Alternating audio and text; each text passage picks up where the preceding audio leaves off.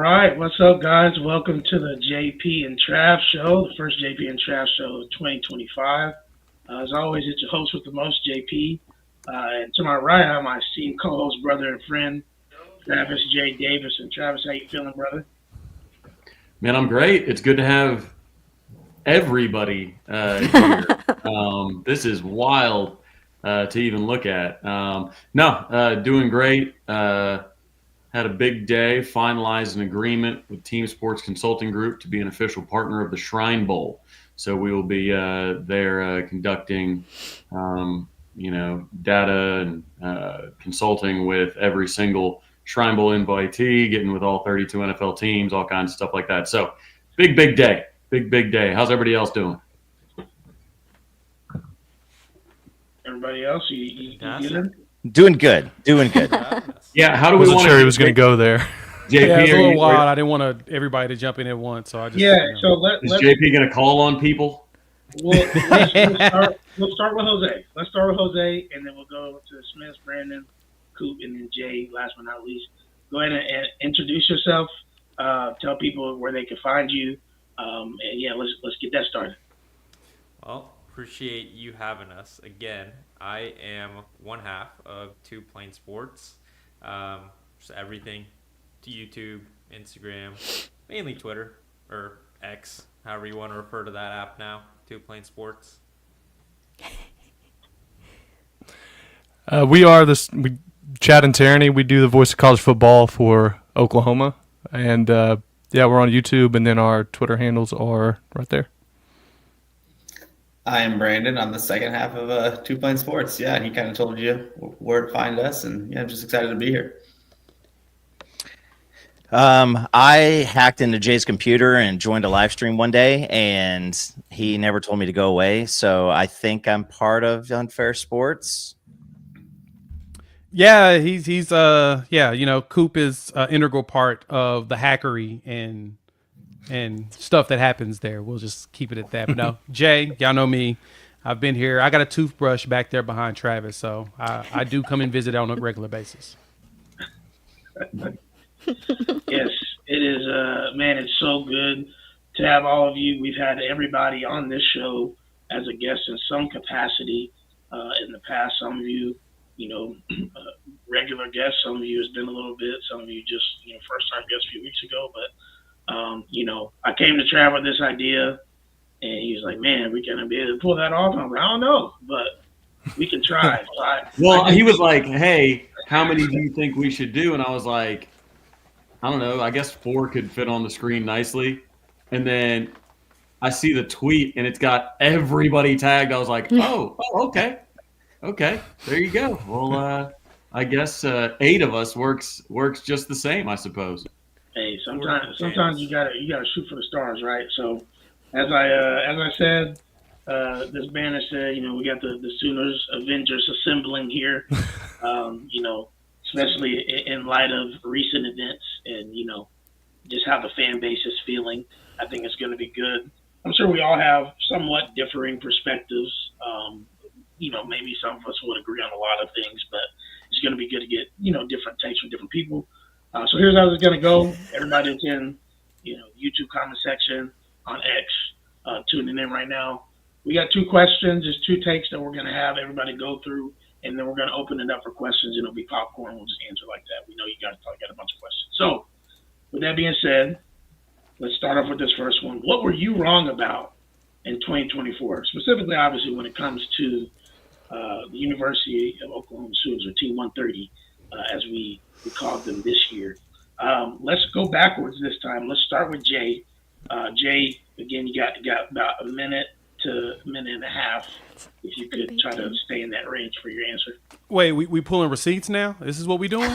so we going up here and we calling ourselves out for stuff. Because I'm never wrong. There's never a moment in this world where I'm ever wrong. I mean, you can ask anybody. Lies, they will tell you it's the complete opposite. No, if there's anything I'd say I was wrong about in 2024 is that we were going to actually come in with a healthy wide receiver room. Like every prediction I had hinged on the wide receiver room being the security blanket for the quarterbacks. That's all I focused on. The defense was exactly as I expected, if not better. But I had expectations that the wide receiver room was going to actually, be that security blanket for him, and I was 100% wrong.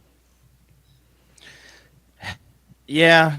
I mean, I still have them written down right here. We will go as far as the offensive line takes us. The offensive line is good to pretty good. We are going to have no problem winning 10 games. Needless to say, the offensive line was an issue, but we also didn't realize that there were 44 other issues that were going to happen too. I think that I'll just save this one and carry this one into 2025 because I think it holds the same for 25. Yep. Yeah, I mean, I think I agree with you guys. I was going to say both of those two. I think if you watch our show, we said it all offseason, and I think we were adamant about if you're going to lose anybody, you never want to see an injury, but if you got to lose somebody, you want to lose a wide receiver. That room is so deep; it's going to be really good. And then all of a sudden, we lost every single wide receiver, and that room is not very good anymore. So as a female and the designated female in this group, I'm absolutely never wrong. So I feel like I don't even have to answer this question because period. No, but I don't know. I'm pretty good at like not putting predictions out there out of fear of being wrong because I cannot just like so am I. I can't set the precedent that I'm ever wrong because female, duh. I'm not going to give my husband any bookmarks either. But it's kind of the same thing with all of you guys. I guess my biggest prediction that I just mentioned, I guess, to my husband, but didn't put publicly, was I thought we would win at least 8 games. However, once we started dropping like flies, I was like, never mind. So. Yeah, I think the thing I was wrong.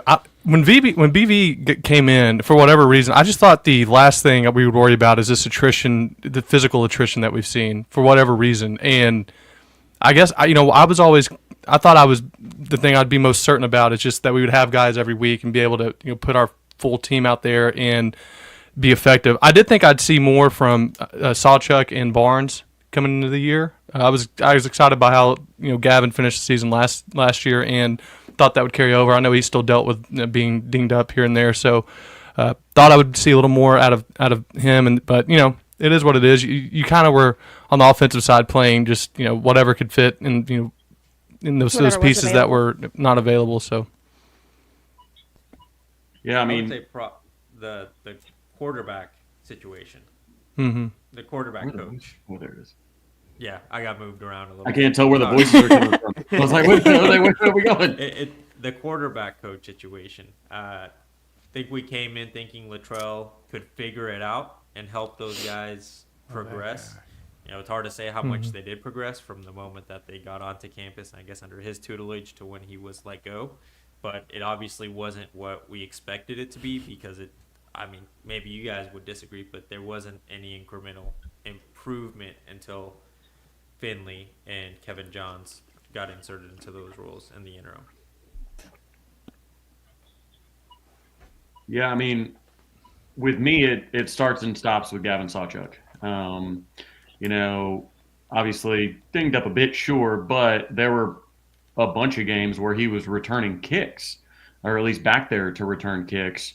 So I don't think you would put somebody that's injured back there in a position to get hit from guys that are getting a nice running head start. So, in 3 of his last 4 games in 2023, he rushed for over 130 yards. He didn't have 130 yards on the entire season in 2024. And obviously, you look into, the blocking, obviously offensive line, but running backs got it going late in the year. Obviously, Xavier Robinson, Javonte Barnes had big games afterwards. I think Gavin Sawchuk just really benefited from running behind Caden Green at right guard and Andrew Rame and Walter Rouse that combined to start like 200 college football games. It felt like you had first round pick on the offensive line last year. Obviously, McCade Matar had done a bunch. So it's like Gavin Sawchuk, despite some people's best efforts to spin it as, hey, look, he's what we need. He's ready to break out.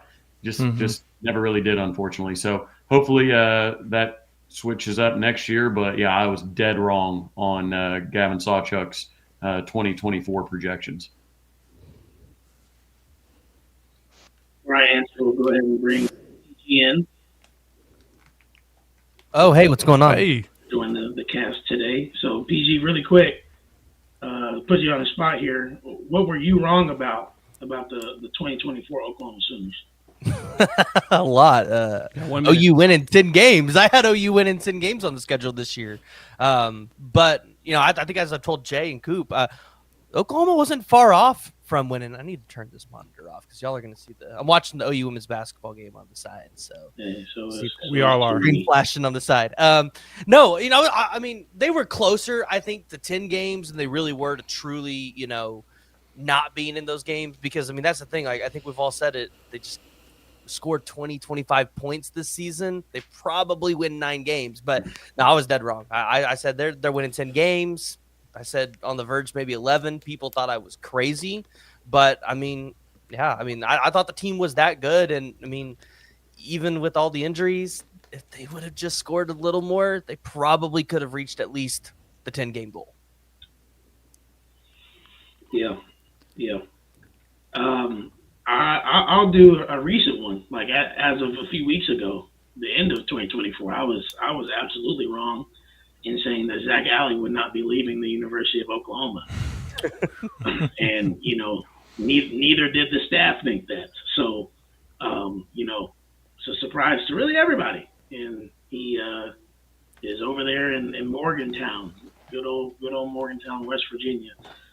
So I boldly came on here and said that I would not be on Twitter for 30 days if that happened, and it did. So I did not say when that 30 days would be. I reserve the right to decide when those 30 days are, mind you.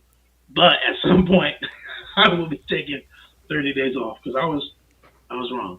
And did you specify 30 continuous days or just 30 days out of the year? I did not. I said 30 I like days. that. The lawyer speaks. Loophole. It's all about loopholes, man. Every Tuesday through September. Man, you wiggled out of that one nicely, JP. If only some of our running backs shared that. Well done. 6 and 7 season. That's correct. If only they could break tackles. Okay, let's get into this next question, and we'll start at the top here. Trav, we'll go you, and then we'll go all the way down and kind of snake it. What is going to be your hottest take of 2025 for the Oklahoma Sooners? So bad at these. Hottest take. Trav, let's start Hottest with you, take of 2025. My hottest take of 2025 will be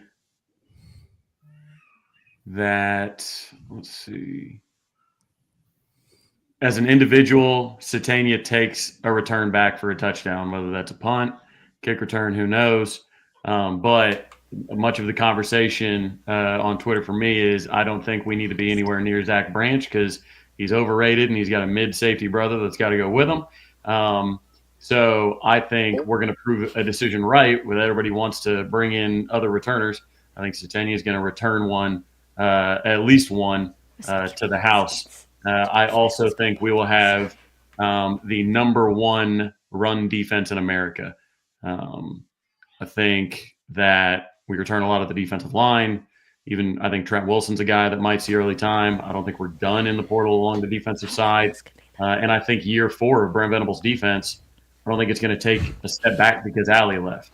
I think this has always been Brent Venables' defense. It's always going to be Brent Venables' defense as long as he's here. So hottest take is number one in the country in run defense. Hopefully we're playing with more leads, so less rush attempts, hopefully, to defend. And then also that Satania takes one to the house. When this is a tough one. I think that Oklahoma can. There's definitely a road for Oklahoma to win at least 10 games, if not 11, because of some of the turnover that other teams are experiencing. Oklahoma's obviously the quarterback. We're having to replace him. Some would say it's an upgrade. We'll see. But that's out of that, you're returning wide receivers that ideally improve through the offseason. You added some talented wide receivers from the portal. You're getting back a lot of the defense. Yes, you're losing two of your captains, but I think that, like Trav said, that defense is going to be just as good next year, potentially. You see other teams around the SEC that we're playing. Jackson Dart has left. They're losing some of the talent on that offense. There's always a question if you can reload to the same level. Quinn Ewers, who knows what's going to happen, but it'd be crazy to not expect that it's Arch Manning and then they're having to reload a lot of their offense, including their offensive line in Texas. I think there's a lot of turnover that's going to happen around the schedule that we have, where we might be, at least cohesively, one of the more experienced teams, where they're going to have to bring in some talent, where maybe other teams have proven that they can put it together a little bit quicker than us so far, but we'll at least have guys that should have played multiple games together and have some sort of chemistry going into the season.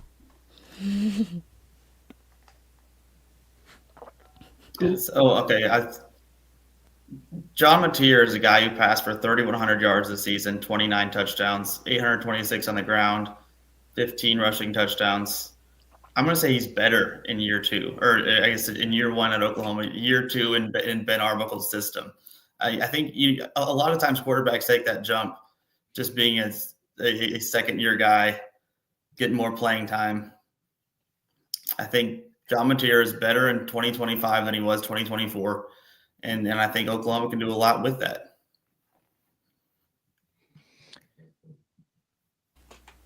We next? Go ahead. I went first last time. Oh. My hot take, I was going to say the Mateer Heisman talk, but I think it's kind of been mentioned already. I'm going to go, we have a 1,000-yard receiver with over 10 touchdowns. I think that you're going to get, and I forget his name, the 2020 guy that was with Zappy. I really think that Arbuckle's going to try to utilize Burks like that, assuming that he's able to go the whole season. I think Burks can have a really, really good year. Award semi-finalist type of year, and he's going to need to have it, especially if we want to have the kind of season we want. Because I agree with Jose that you can have a 10-win season. I don't think it's crazy to assume that it's likely if you can ensure everyone is there and able to contribute, because we do have a lot of returning talent and a lot of young guys that wouldn't have otherwise got experience in another year, getting a lot of experience this year. And kind of going through those pains that are going to be able to help us next year. So, but I think Burks is going to have a breakout year and be utilized a lot. Jaden Gibson too had 5 touchdowns and 14 catches in 2023, so he could get that 10 too. Sorry, that was more of a comment towards him. I forget there's a mic sometimes. Okay, hottest takes. So my first one is Xavier Robinson rushes for at least 1,000 yards, and Kip Lewis is a Buckus finalist. Ooh. I like it. Ooh. Spicy. I'm going to go with this. We have less individual accolades, but a better team. So I think that you had Danny obviously doing what he did, Jaden and Eli getting the freshman All-American. I think that we're not going to. We're going to look at this team and we may have like a couple of 800-yard rushers and several 700-yard receivers, stuff like that. But it's just going to be a complementary football team, like a full team attack towards the offense next year. And listen, I'm going to go again. It's what is this offensive line like? Obviously, the hopium starts hitting harder when you see the stuff about Fasusi today. Just basically being the best damn offensive lineman that's, ran through on 3 in quite a long time. So that's never a bad thing to see. But I do. I think that it's a very, very unheralded offense outside of probably Mateer. And we just look really, really good just all the way around. But it's kind of hard to, tabulate who's that guy at running back or who's that guy at receiver. And I'm not even going to mention tight end because Trav already brought up punt returns and special teams, and we don't do that either. So I won't even bring up tight end. That's too many things we don't do that are all of a sudden going to be good. Your turn, Jay. Oh, man, that was good. Hottest take besides the Sooners finishing top 5 in defensive efficiency next season. We did finish 7 this past year, so we're on the Brent Venables trajectory. Usually takes him about 3 years to get into the top 10, and then it usually rises up within the top 5 by that next season. Did it here at Oklahoma, did it at Clemson. He's doing it again now. But I'd say that David Stone joins Jaden Jackson as all SEC first team defensive lineman. That'd be massive. I'm here for that. OU might win games 6-3 next year. But we will win the games, though. I will take it. Hey, give me what Notre Dame did just now to Georgia. Yeah, they got yeah, 203 yards of total offense and won the game by roughly 2 touchdowns. They I scored will 17 take that. points in 25 seconds of gameplay. Give me that. Turntables. Give me that. PG, go ahead, brother. you're on mute. Outside of Oklahoma winning 10 games, which I don't think should be a hot take, this offensive line won't give up more than 22 sacks next year. That is one. That's hot. I mean, is it though? If you're returning Sexton, you're returning Taylor, you're returning all these experienced guys, and they stay healthy, this is an offensive line I expected to probably not give up more than 25 this year. So I think if they're all healthy and they're all there, I mean, it's not out of the realm of possibility. This offensive line, I think, is better than most people give it credit for. Hey, can a call for 2025 be we're all healthy? Oh, yeah, this is a seance. Yeah. No, it's interesting. PG, you bring that up as far as the sacks. We were behind in so many games that we had to drop back. I mean, that's part of it as well, right? Is a lot of you hear people talk about designed runs count as sacks if they're tackles for loss, and the quarterback, when designing a run, gets tackled, right? Like certain statistical kind of like exceptions, I should say, in there. But yeah, I mean, if you aren't needing to drop back and pass to try and get back into games and become one-dimensional, like we did late in season or especially early in the season, once we got in the SEC play, it was all right. We got no choice but to drop back and pass, and you got guys like Colin Simmons and Kyle Kennard and Dylan Stewart and these guys just saying, okay, cool, we can just pass rush, don't worry about it. Cool, we'll meet you at the quarterback. So yeah, I don't think that's outrageous at all. Just due to the way that the game control is going to go. I think that my hottest take of 2025 would probably be that John Mateer throws for over 30 touchdowns. That's probably, and some people might not think that's hot, but I mean, based off of the quarterback play we've seen, even the offensive line, we don't know that we'd see that. So to me, that's my hot take. John Mateer kind of plans himself as one of the better SEC quarterbacks. I just think the Preston's point about the offensive line is so big because I remember when Texas and Georgia were playing each other in, I think it was the SEC championship. They had that offensive line that had over 180 games together, and it's just, and you have Oklahoma with 13 different. Well, yeah, but just games in general. You had Oklahoma with 13 different, 12 iterations of one offensive line in 1 year. It's like you didn't get a single game with just like a continuous offensive line until the end of the season. And it's like, I mean, just to have that experience together, I think is going to be such an improvement in terms of just, how good the offense is going to be. Yeah. So. That's a fair point. Kind of around that real quick, I want to throw out a question for you guys because Brandon and I talk about it all the time. On the offensive side, was the bigger issue the injury issues or the play calling, in your opinion? Yes. Both of us have different perspectives. Yes. But no, I'll be honest. This may have, hate to say this too, may have been a blessing in disguise because I'm going to be honest, if we did have all of our wide receivers, I think that our offense would have been 10 times better. Because what happens with a young quarterback is wide receivers do a really good job of making up for mistakes that they make.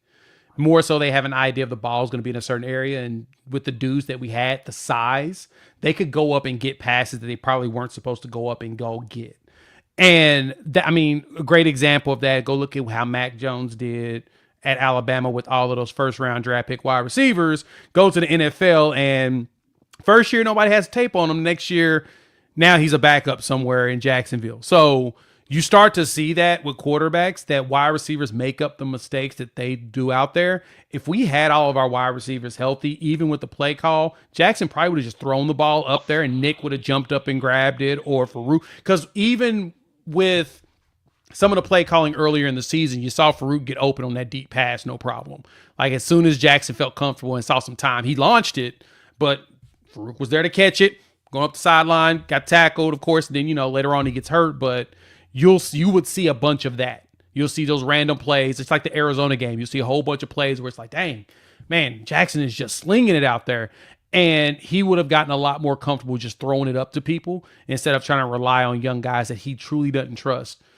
It may have been a blessing in disguise that all those people weren't around, because then you kind of expose Seth Luttrell for what we've kind of seen what he really is. And then that's when everything fell apart. What's funny is it sucks to say. You brought up the word trust, that Jackson didn't trust. I think that is, like, when I think of what happened to the Oklahoma offense, and of course, eventually the Oklahoma team, was trust. Nobody could trust anybody anywhere, right? Mm-hmm. So, like, in order to complete a pass downfield, you have to block it up, right? Receivers got to get open. Receivers got to catch the ball, right? Well, the quarterback has to check the first box that he trusts he's going to have time to throw. So once he mentally checks that box, which was very hard to check throughout most of the year, then he's got to trust that his wide receivers are getting open. Well, a lot of our freshman wide receivers would get rerouted, or they would not come back to the ball, or they would run the wrong routes or whatever, right? Or they couldn't get separation, just flat out couldn't get separation. So then you don't trust them to get open once you finally get to trust the protection. And then, I mean, we had 8 drops in the bowl game? I mean, you had it like then, okay, I finally got to where I trust my protection. Cool. I've got to trust my guy to get open. Cool. When I put it on him, now I got to trust him to catch the ball. That is a problem. Nobody trusted any of those things because they weren't given reason to, largely due to injuries. But then think about it from a play caller's perspective. Everybody said all year, man, you got to call plays to these guys' strengths. What were the strengths? We rushed for 1 yard a carry against Tennessee.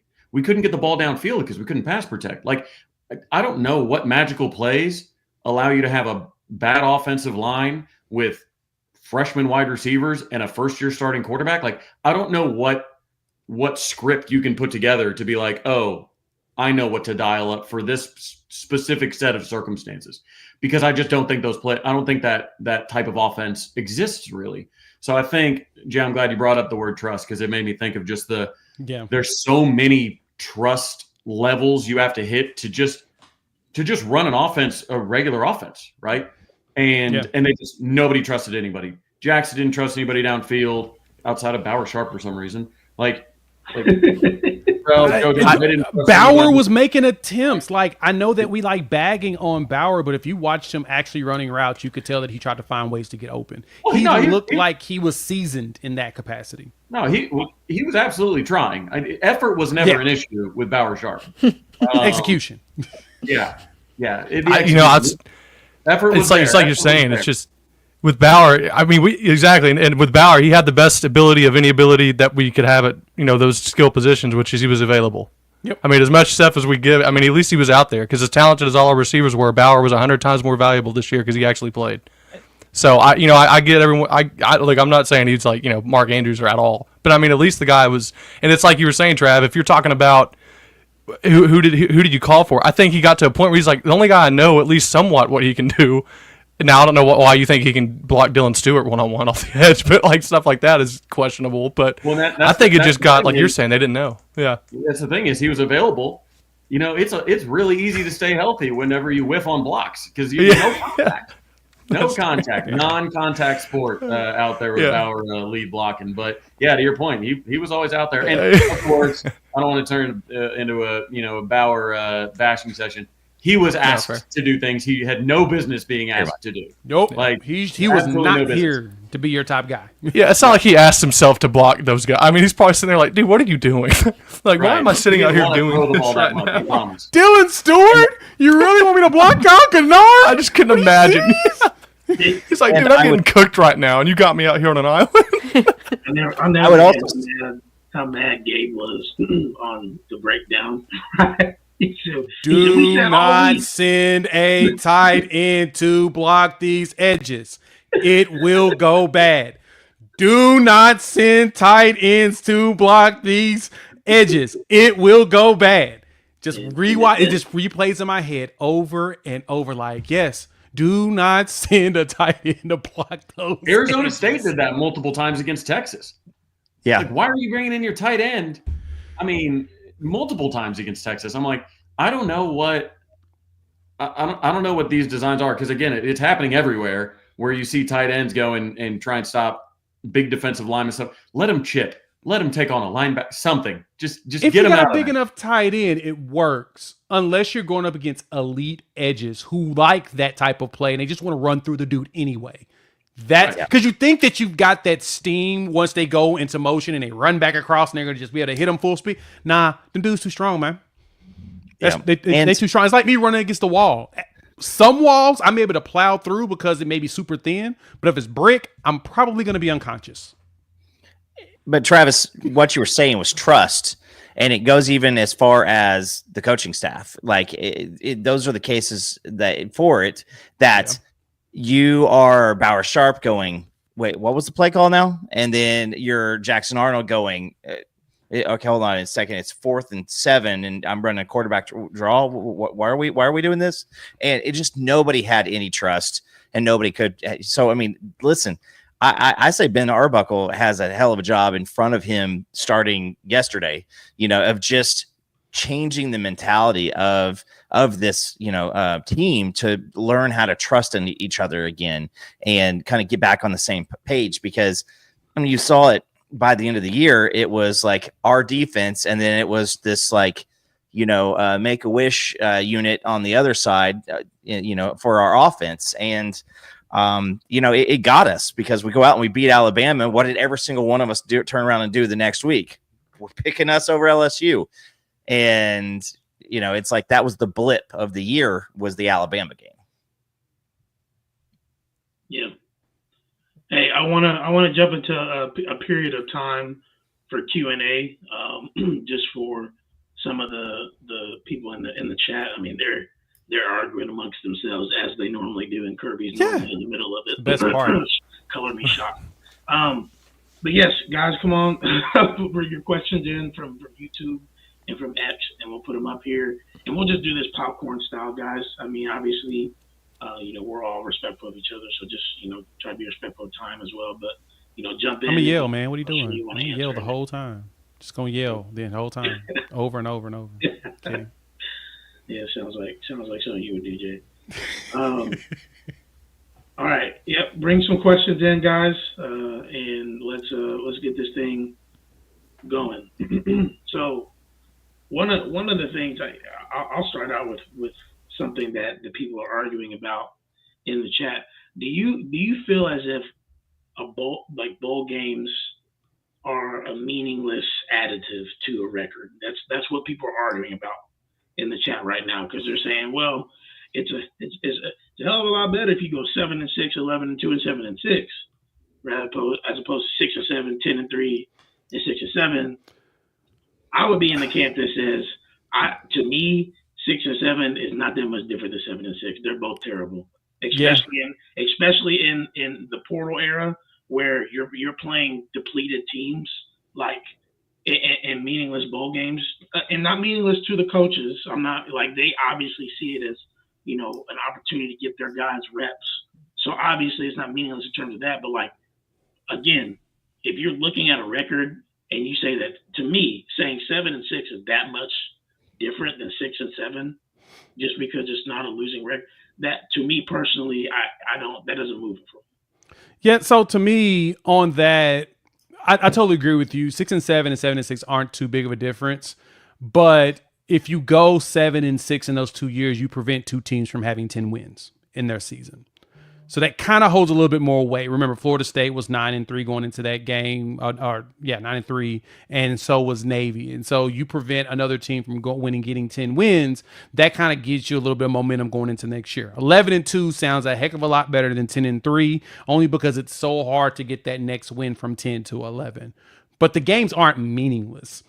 the value you get out of bowl games is not only additional practices, but actually getting to see people on the field that you probably wouldn't see during the regular season. To me, that's the one thing that frustrated me about the Navy game is I wanted Devon Mitchell to go on the field. Sure, he said he wasn't ready. I don't care. It's a bowl game. It really just only, I mean, you get a tick mark on your standings, but let me see if you actually will put in some effort. Same thing with some other position players. Throw those guys out there. Let's see if we can see the actual effort, because to me, bowl games are built best if you're not in the playoffs. Now that that's how things go, even with BCS, if you're not in the actual title game, this is a great opportunity to see what your talent's going to look like potentially for next year. Even in the portal era, I want to see what these dudes are going to look like going into next year, so we have an idea of who we should go out there and be excited about, or who we need to probably make some adjustments as a fan mindset. I know the staff sees them in practice, so they got an understanding of what they probably need to do, but fans want to see what the future is going to look like, and that's what those bowl games are for. But I do agree, 6-7 and 7-6 aren't that much of a difference, except for one's a winning record and one's not. Right. I don't think in the grand scheme of things, like, I don't know if anybody can tell me Barry Switzer's bowl record off the top of their head. Like, you know what I mean? Like, I don't think people treat it all that differently. But that being said, in the short term, I think bowl wins are extremely valuable, considering the momentum you take into the portal now, the offseason, like just simple stuff like portal recruiting. You are recruiting dudes with a very short amount of time to talk to them, give your pitch, things like that. Specifically for, the grand scheme of things, like I said, I don't know Barry Switzer's bowl record off the top of my head, but I know Brent Venables because he hasn't won a bowl yet. Like, that's part of the problem. Is it just a one-off? Oh man, it's a bummer because you had a couple opt-outs, maybe you had a coach fired, this, that, and the other. But I mean, when you continually lose bowl games, can't seem to win one, especially when you go out there against Navy, who you have more talent than, and you get out coached. I don't know in which bowls BV has just looked like the better coach yet, and that's more the problem for me is Brent Venables going into year 4. Sure, he's been making bowls, hasn't won one yet. Is not a great feeling to me. And and has blown leads in bowls. People talk about Brent's killer instinct. Like, does he have it? Like, can he put a game away? And I don't know. I think where yes, I think when you're in long successful coaches, you don't remember their record unless they never won one. Then you definitely know that record. And in the short term, I think they're extremely valuable. Now, the difference between 8-4 and 9-4 or 8-4 and 8-5, I don't think that matters all that much. But I think bowls, when they're going the way they're going for Oklahoma, it's a big deal. It's bad. I think just to go off what you said there, because I agree with some of it, but as far as just the most recent bowl game against Navy goes, we didn't look great. I get we blew a lead, all that good stuff, but Brent Venables didn't drop two deep balls that lead to points. One, I think the Zion Raggins ball is probably a walk-in touchdown. I think Zion Kearney drops at least a field goal. Zach Schmidt misses a field goal, and you lose the game by 1 point. And I get, he decided to go for 2 when we could have went to overtime. I think we do win in overtime. It doesn't really matter. But Brent Venables didn't make those player errors that I think ultimately lost the game for us. Same thing with Farouk fumbling the ball when we were about to go up 31-13. Right. I get you. The coaches aren't there making the catches either. Like, the coaches aren't there making the great plays. Like, at the end of the day, no coach, if you were to just follow that rabbit trail down, no coach is really responsible for any win or loss because they're not the ones out there executing. They got to they are in charge of the people that go put their players in the best chance to succeed, right? Like, I don't know. I didn't see many. I mean, I saw some drops throughout bowl season, of course, but isn't that what a wide receivers coach for? Why are you dropping passes? Like, who employs the wide receiver coach? The head coach, right? Who picked him, right? Eventually it all comes back to the head coach. And, it's often the argument. It's almost like the nature versus nurture argument, right? Is it execution? Is it the player's fault for not executing? But it kind of ends up sounding like Mike Gundy a little bit of, I don't know. My game plan was great. Hey, talk to the players. They're the ones screwed it up. I did everything right. I did everything right. It was players out there. I'm a man. I'm 40. So you know what I mean? Like at a certain point, it's ultimately the coach's responsibility. So and you can put your players in good spots to succeed, but at the end of the day, you're running practice. You're responsible for everything that happens out there. It's when it all comes down to it, like, was Navy a better team than this Oklahoma team this year? Yes. Should we be in that position? Probably not. I also got to say that this might have been the most like cluster F season I've ever seen from a team, like not just a team that I watch, but any other team, because this year has made it, and as we're seeing in the chat, it's not us talking about like, we dominated the SEC in year one, or, we barely lost out to XYZ. We're arguing over drop passes against Navy in the, Duke Cannon Armed Forces Bowl or whatever. So like, it's just, I think that there's a lot of frustration, and it's like, at what point we need as fans to see something that says like, people are fired up, like the team's pissed off about losing that, and it does make sense to them, because I was one that was saying just this is important. The game doesn't really matter going into the bowl game. This was what I said. The game really doesn't matter. It's about the practices and preparation for the future, because winning that game, that's not one of the goals going into the season, was to beat Navy, and it was to win a bowl game, and it is to win as many games as possible. Yes, but like we got lost way early in the season, and the whole season kind of went to pot. So, I think that all of us would say that, like, if we were able to pick an OU win or a loss against Navy this year, not one single one of us would have been like, I'll be fine with a loss. Like, we all wanted to see OU win, but it's just another thing this year that just makes it so frustrating to watch us, and then have to have some people talk about the small things and why it's not that big a deal that we lost to Navy, or, then the other side saying like, we should never lose to Navy. There's just so many things wrong. And I a win would have probably helped us out a lot, just when, in the grand scheme of things. I think Travis, to me, hit it on the nail. It's not so much that you lose or win a bowl game. It's the fact that Brent Venables is 0-3 in bowl games right now. It's like, can you win a big game? Like, if this was a playoff game, we would all be pissed about it. But because it's the Lockheed Martin Armed Forces Bowl, we're like, all right, 6-7, 7-6, like, who cares kind of situation. I don't think at this point, at least personally, I can't look at it and be like, yeah, we know for a fact Brent Venables can prepare a team with 2 weeks of rest and preparation to go win a playoff game at this moment in time. Yeah. So, for me personally, I feel like all of the bowl games have been expedition games for OU.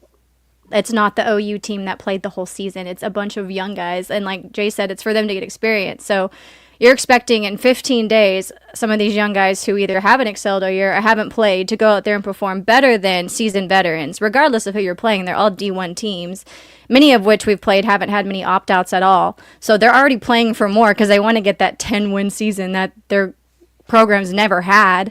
So of course they're gonna be better. Like, yes, you have talent, but talent only takes you so far. What is it, like, hard work beats talent when talent doesn't work hard? And that's not saying the young guys didn't work hard, but they haven't had that long to work hard. 15 days doesn't turn everything around automatically. Michael Hawkins hadn't started a game since Texas? Was he pulled out? No, South Carolina. South Carolina, he got pulled. Oh, it's like I've tried to like Men in Black myself of this season with that little dill, but so I mean, again, in 15 days he's supposed to turn it around, and I get all points here. For me, it was just an expedition game for the young guys, just to see what they could do if they could execute, and like Brandon said many times, they did not, and Travis too. How many did they drop? So I don't know. That was just my take. For me, and this might be contentious on this show, and maybe JP agrees with me, I could not care less about bowl games. I think unless you're in the playoff, they're good practices. You can get your young guys out there, the record for BV in bowl games. Dylan doesn't play in our bowl game. That's not who we had the whole season. Arizona didn't have any sit-outs. They have probably one of the best wide receivers in the country in the draft this year. This year we have 25 guys out in the portal. We have like 7-8 true freshmen getting minutes against a team like Navy that we got when we got placed with them. I said the 2 teams we don't want to play against are the service academies. They don't have any opt-outs. They're all going to be seniors and old-ass guys, and we're going to have a bunch of true freshmen out there. Our receiving corps was already struggling, and I'll just say it bad. We lost 3 of them to go in that bowl game. And we're just sitting there like, well, why are we worse? At some point, my dad has always said, D coordinator for 30 years, coach at OU at every single level except for the NFL. It is more important to have good players than good coaches. It is more important to have good players than good coaches. Mike McGraw, when I was golfing, I was walking the course at Dornick Hills with him, and he said, Chad, he was at Oklahoma State, and he goes, when I recruit players, do I look at the type of person they are, or do I have to look at the kind of player they are? And I was like, you probably want good kids. He goes, I don't care if they're good kids, first off. Are you a good player? Because if you ain't a good player, I won't have a job. And so, I get we're all upset at BV, but every single coach we're comparing him to, every single one in the history of Oklahoma or that's in the playoff right now hadn't dealt with all 8 of your receivers being out, 3 of your starting offensive linemen being out. And we have to be fair. Like, if you're going to be critical, it needs to be fair criticism. And what has bothered me, and I have a bias for coaches, it's part of me because of my dad, is just I think that Oklahoma fans get so mad because we are used to the excellence that the program's been, and fair enough.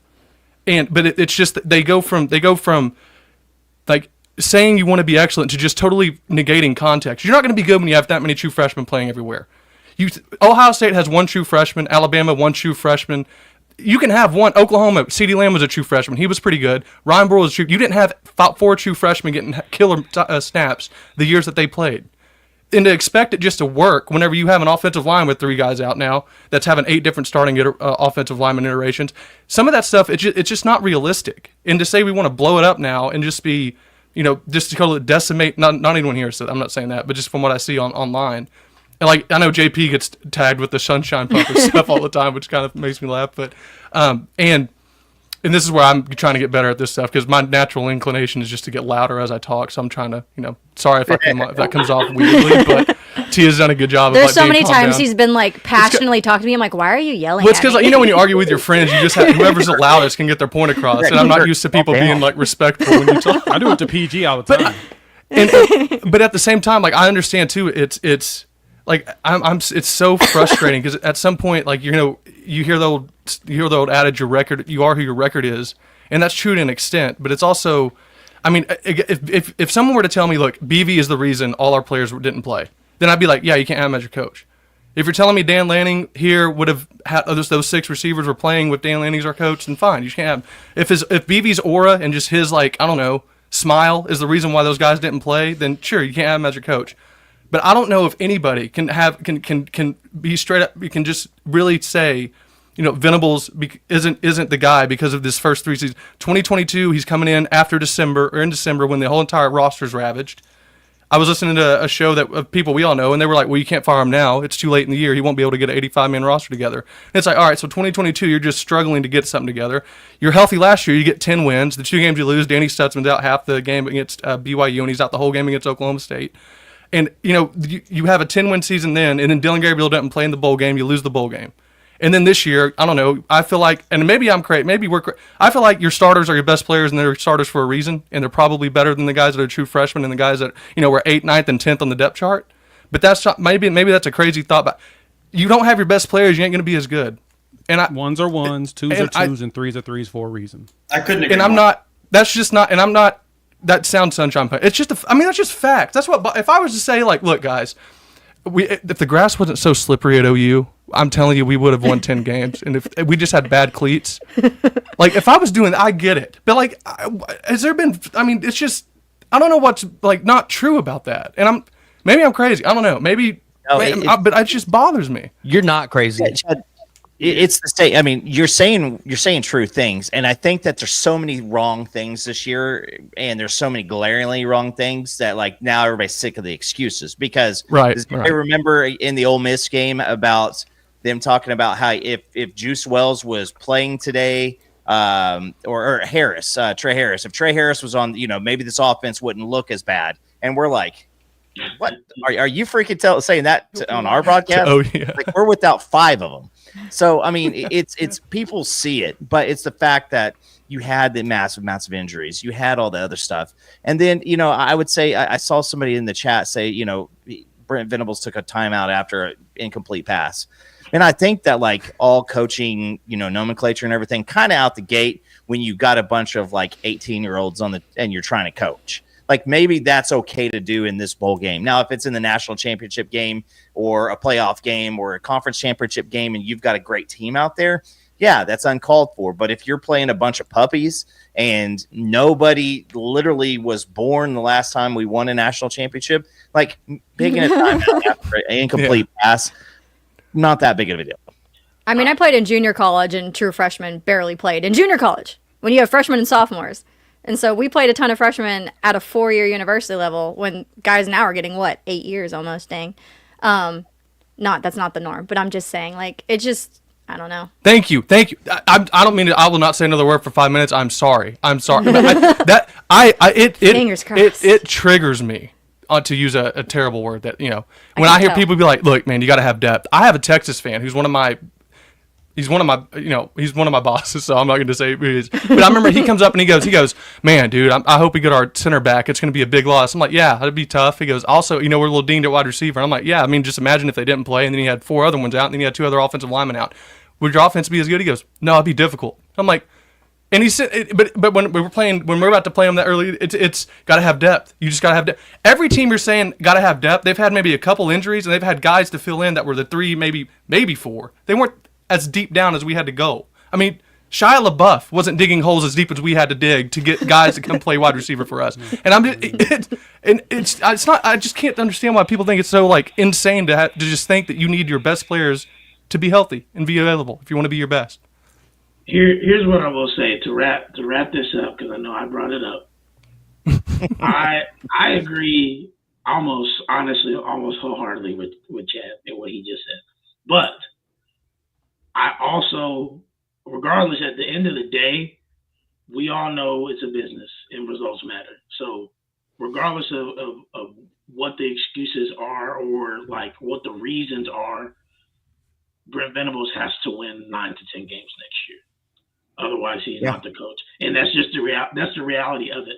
And he's had his issues. I mean, there are game management issues. Yes, there are like management issues. I think behind the scenes that aren't amazing. It doesn't mean he can't overcome them or something like that. It doesn't mean he can't be a great football coach or anything like that. And I think again, the 10-win season shows that he has the ability to. But yes, I will say I agree that it's disingenuous for me to bring up bowl games in which like you are missing key players like against a Florida State team that were undefeated the next year. And everybody, we forget everybody was like, oh, like that didn't look like a 6-6 team to me, like because of the way that they play without their 2 offensive tackles because Sexton towards ACL whatever. Next year, your quarterback who's a Heisman contender this year that the fan base for whatever reason just crapped on, and Trav knows as well. Trav is a big DG guy, personally, like and he didn't play amazing yesterday, but goes 13-0 in Oregon.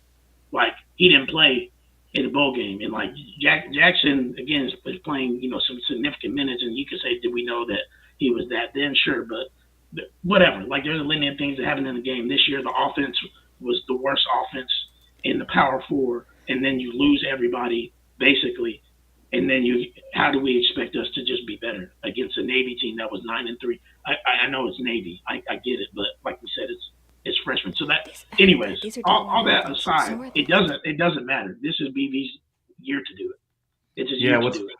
What's frustrating for me is like, we're going into year 4, and it's like, oh man, we're at Oklahoma, a blue blood. We talk about standards and things like that, and we're like, oh man, we really, it was only first year of a Brent Venables defense or of Levy and DG back together again, and this, that, and the other. And Lincoln Riley took Latrell McCutcheon, Mario Williams, and Caleb Williams out to, the West Coast, and that was really, our whole team. I do think Lincoln covered up a lot of roster issues with elite quarterback play, but it's like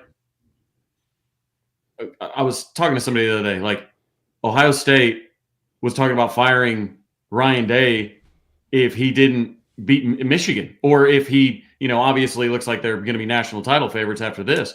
But like the standards of Oklahoma are like, hey, we're in year 4, and hey, as long as Brent Venables, finds a way to get a winning record in his 4th year, then let's hang on to him. Like I don't care about, if Lincoln Riley took this, that, or the other. 6-7 in year 1 it's an abject failure.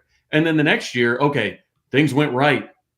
You had a head coach, a current head coach as OC, Dylan Gabriel's putting up all kinds of numbers. Danny Stutzman being out, you lost to OSU and Kansas. Like, it was Danny making that big of a difference where, you had one of your easiest schedules you've had, or did you get a little cocky? Did BV allow him to get a little cocky after the Texas game? After that big win, it kind of felt that way, right? Well, and then the next year, it's like, man, insane injuries. Yeah, to go 6-7 again, it's like, I'm just curious if we go 6-7 again next year, what's going to be the reason? Because it really feels like OU has a bunch of reasons lined up to where they're the blue blood that can't get it done. And everybody else, like, I mean, the 10-win teams, 11-win teams talking about coaches on a hot seat, right? And I realize that Ohio State, Bama, OU historically are kind of a cut above in even the blue blood discussions. They're kind of the top 3 when people talk about it. But it's like, I mean, we got to get used to a new coordinator. Yeah, why do we have to get used to a new coordinator? Because we made the wrong hire, fired one on one side, hired Ted Roof. Now Zach Alley leaves. Like, eventually you run out of, hey, man, this next year, man, it's all going to fall into place because we've just, I don't know, call me crazy, but like BV, like I can't hear another press conference of him showing up and saying, hey, look, this isn't the standard of Oklahoma. It's all on me. It all falls at my feet. Like 100%. He says it after every loss, and he's starting to stack them. And that's the issue is if it falls at your feet, what are you going to do about it? I saw Mike Norvell donated like $4.5 million of his salary to the NIL, right, at Florida State. I think Brian Kelly did 1.5, something like that. I think that would be a nice gesture from Brent Venables because, if it's truly unacceptable and you're the ones – remember when Brent Venables got here? It's not good enough. This is the standard at Oklahoma, the standard. Well, what's the standard at Oklahoma to Brent Venables? Making a bowl? And there are people that are very adamant about bowls not mattering at all, so make a bowl, I guess, and then it's done. Like, I don't know. It feels – like it's finally all coming to a head. Like, okay, dude, like we can make enough. We can have reasons for losing enough, but eventually the reasons all come back to you. Oh, new coordinator, that's you. Issues maybe with some communication between the medical staff and maybe the coaching staff, all that. Well, that's on you. Lack of development at certain positions. Well, that's on you. Like the buck stops at you. And sometimes, like, if you don't win 9 or 10 games this year, like, sorry, we have to maintain the standard of the university at some point. And if you're just like, well, Brent Venables, tough schedule, 7-5, no big deal. I think he's really going to get it going in year 5. Like, at a certain point, when do you become Nebraska? I guess when all of us, I mean, all 10 of us or whatever, and half the people in the comments laughed at everybody when they said Oklahoma's the new Nebraska. Oklahoma's the new Nebraska. All of us laughed maniacally. And if 6-7 and 7-5, 7-6, 8-4 becomes the standard at Oklahoma, enough to continue to retain and extend coaches, then everybody was right, and we all look like idiots. Yeah. Oh, and we're teetering the point of Nebraska. Like, we are teetering that point. A question that I have to follow that up with: if Brent Venables wins 10 games next year, gets to the playoffs, but loses in the first round, do people forget the 6-7 seasons at that point and say BV's got this thing on the right track, or do we still have this conversation because he can't win the big game at the end of the year? No, it's progress. I think he makes the play. I mean, we just need to see progress. Yeah. And I'm on the opposite. I think PG's right. I think we question him ability to win big games. If he's lost 3 straight bowl games and that makes a 4th, then that question's going to come. I think down if the we, line of, I'm sorry, Jay. Oh no, so you guys and you close the big game. That's going to be the next one. I think if we get a road like Texas got and we don't win a game, then I would say yeah. But I think if we get the Oregon treatment and you play Ohio State the first game and we're like, well, why didn't you beat Ohio State? I mean, I would love to be in that situation because that means we got the bye. To your point, next schedule, I mean, to find a big game, does it have to have a bowl on the back of it? Because if you make it to the playoff with the schedule we have next year, it means that Brent Venables has won a few big games. Yeah, You're going to have to when you go play when you play LSU and Alabama and Tennessee and Ole Miss and all these people, Michigan, when you play all these games, if you end up in the playoff, I mean, it's because you won big games.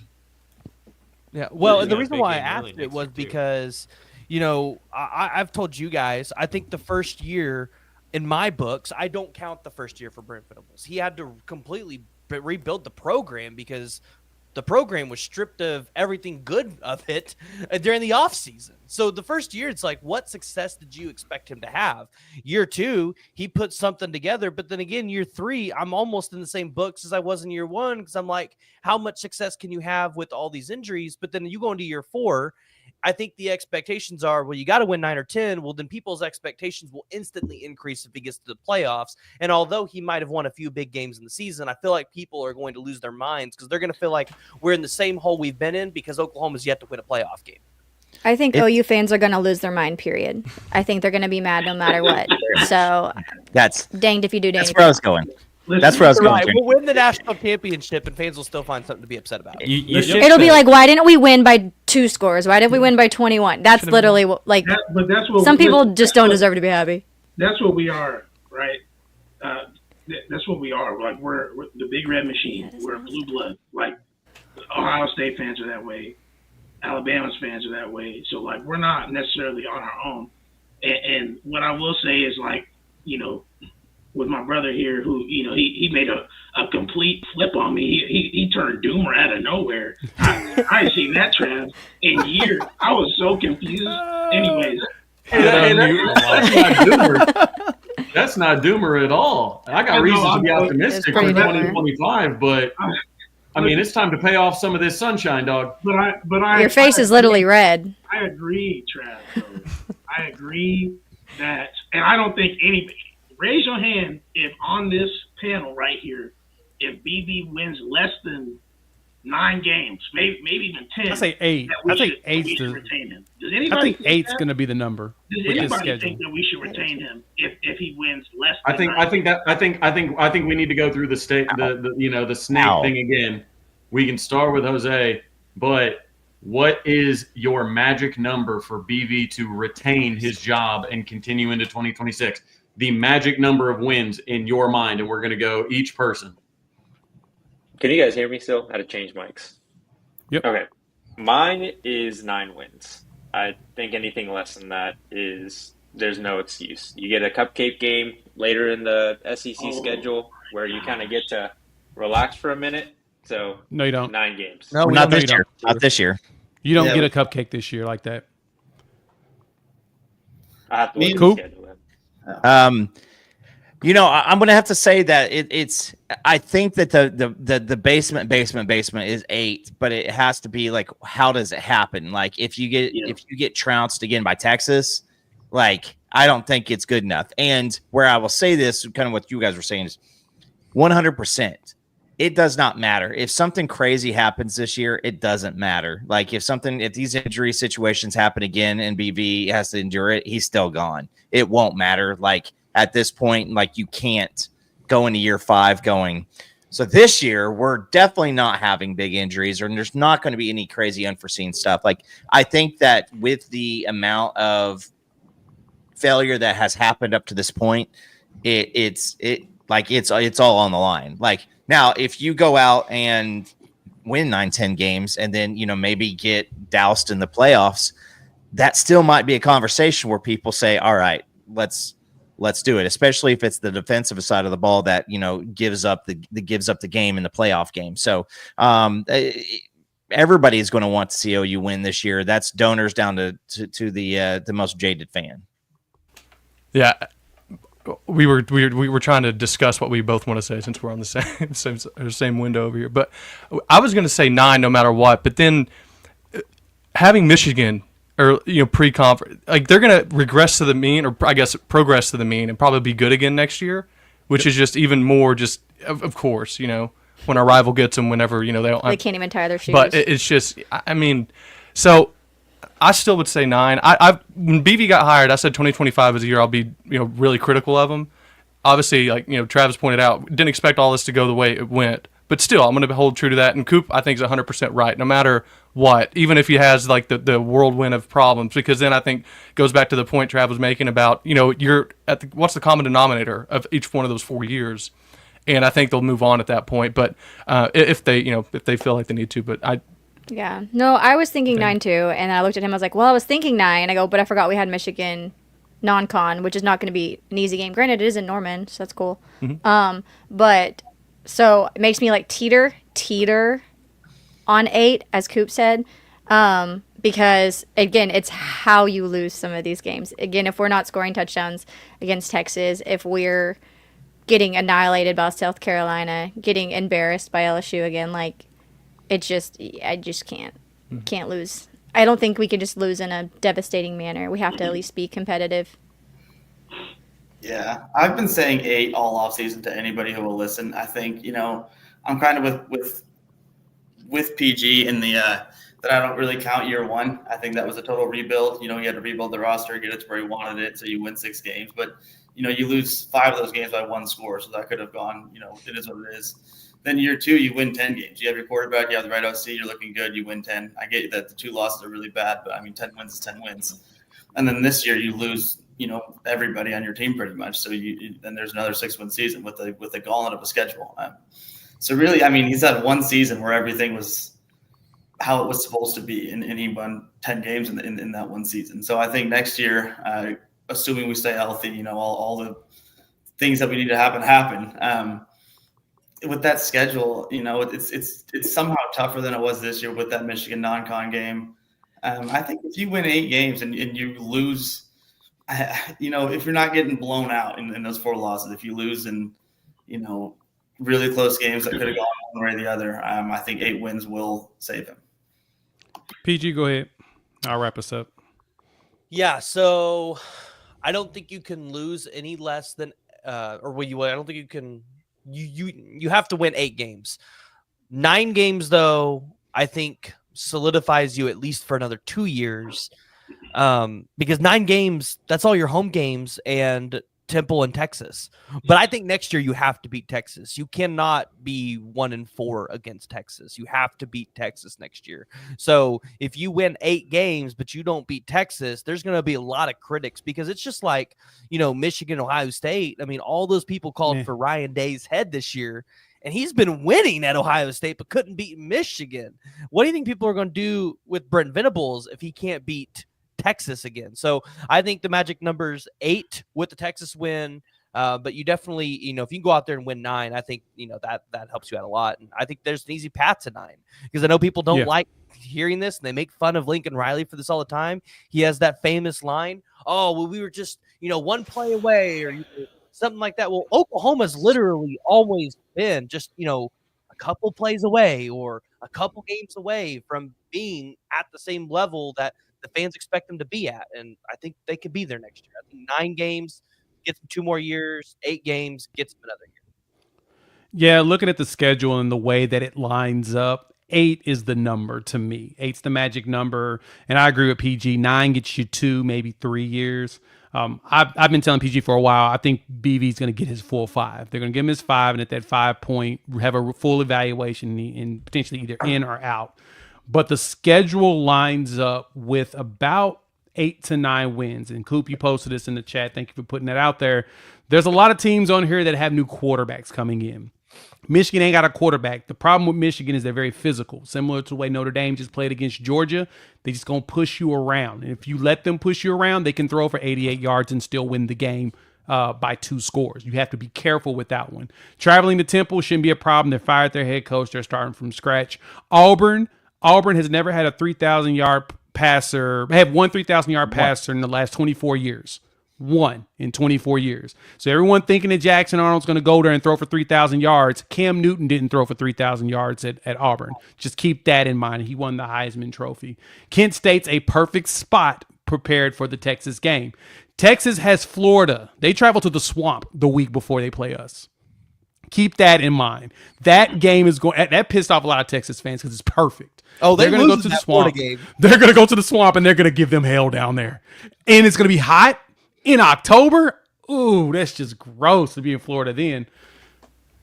Ole Miss, Alabama, Missouri all have new quarterbacks. We don't even know who Alabama's quarterback is because all the great quarterbacks that was recruited in by Saban, a lot of them have transferred. I think it's probably going to be Ty Simpson, but they've got to get somebody else unless it's Keelan Russell, and he just got hurt in the All-American game. It messed his ankle up. It's a pretty gross hit. Don't Google it. It's pretty gross. So we've got a lot of teams that have a lot of quarterback changes that will benefit us because our defense is returning majority of the players. We just gotta have a competent offense, and the defense will be in the top 3 with no problem. So 8's my number. 9 gets you at least 2 to 3 more years. Hey, can I ask y'all this? It's something Travis, sorry about that if you're about to go. I was just going to one thing that I've had one thing I've had a vibe, I guess, looking at just Twitter, OU Twitter, which is obviously is always, always just a perfect source of information, is I feel like there is a portion of the fans, quote unquote, that almost would rather us have another bad year so that they can be right about their BV take.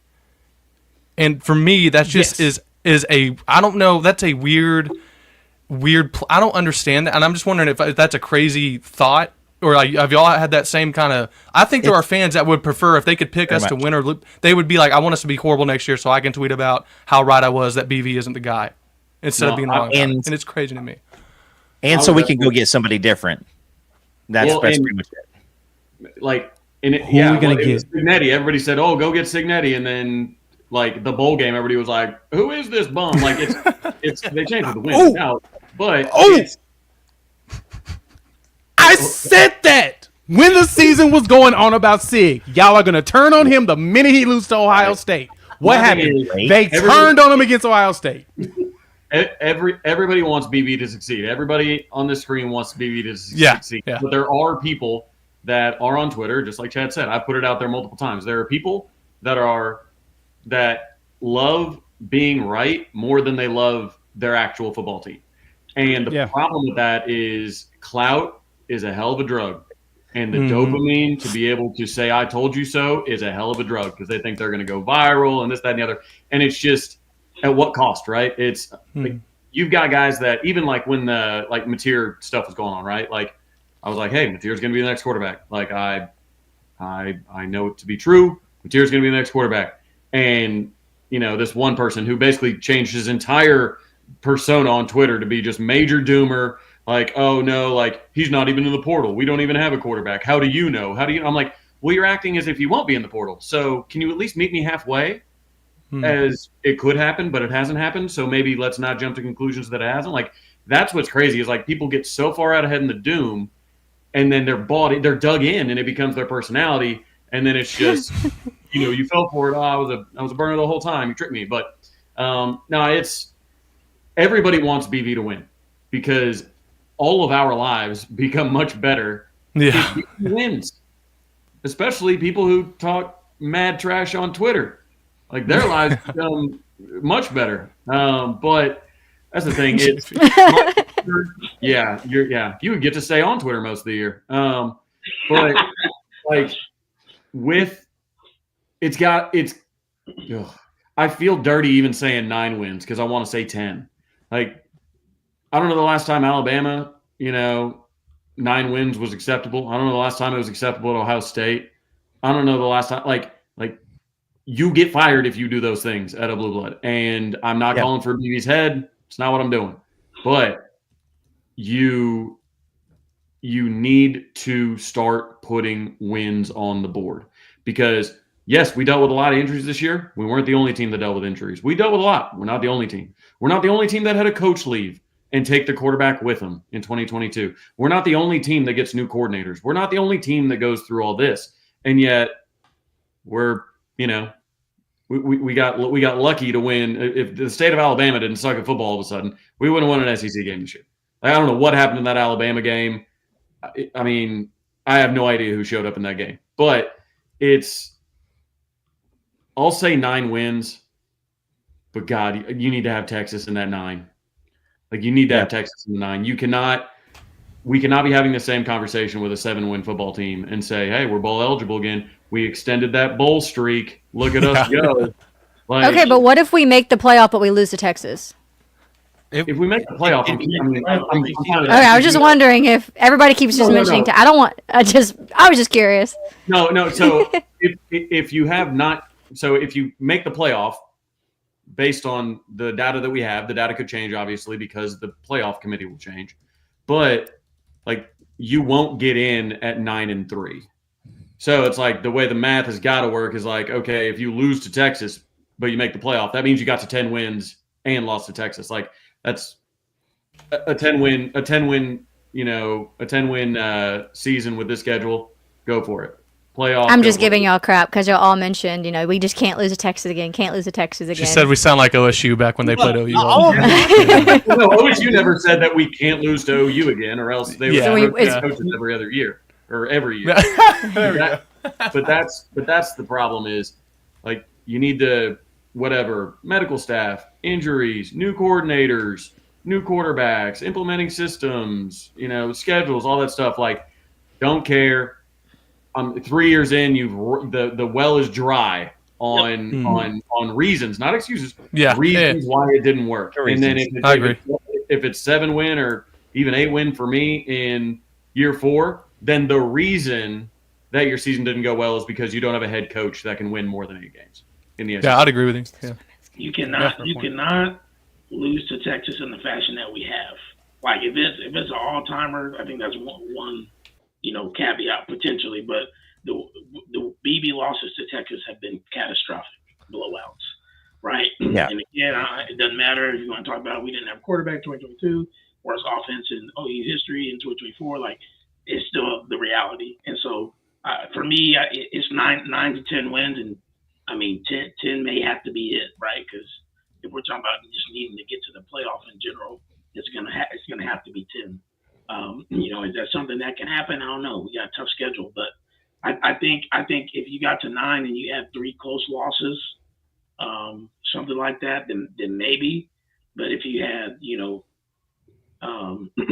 you had 10 wins, that's enough to get into the playoff. That's probably going to happen. So it makes you feel better about the trajectory of the program, obviously.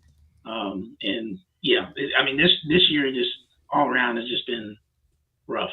It's been rough, and it's why we have kind of had to be in the spot that we're in. But at the end of the day, somebody popped off. Who's that, Jose? Yeah, Jose had a bounce. Oh, he had to leave. Okay, I see it.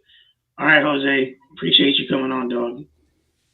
I don't want to interrupt or extend this too far. I just never get to talk with people like that, that cover the team and know as much as y'all do about this stuff. I saw a comment, and I was curious what y'all thought about it, because when I read these, it's like a catch-22 to me, because it said if they want money, they need to start winning games. And my thought is it's easier to win games when you have money to pay for better players. And so it's like a chicken and the egg type thing.